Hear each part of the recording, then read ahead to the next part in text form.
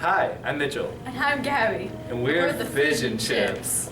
Today we're going to be demonstrating the elephant's toothpaste reaction. It involves breaking down hydrogen peroxide.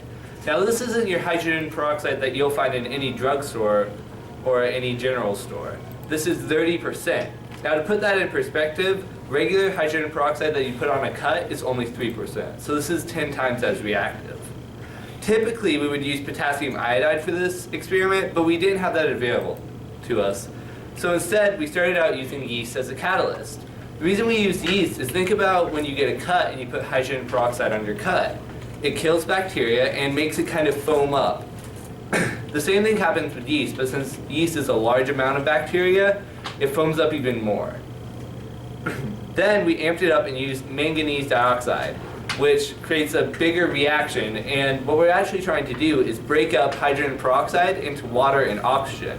The oxygen is what you're going to see the elephant's toothpaste being, because we line the top of our cylinder with soap, and then the soap captures the oxygen as it goes up and it sprays out in a foam-like manner. So there you go.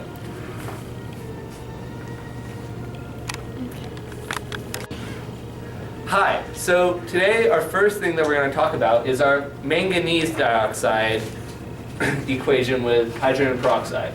So we have hydrogen peroxide over here, and over here we have water and oxygen.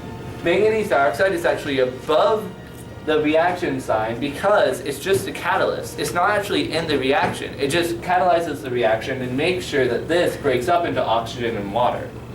But as I explained before with yeast, yeast is our catalyst in the next one, and that's what breaks up the water and oxygen. So when dealing with this reaction, the first thing you want to do is have your safety goggles because of the hydrogen peroxide, since it's so strong, and you don't want to burn your eyes. And it explodes, so you gotta be really careful with that.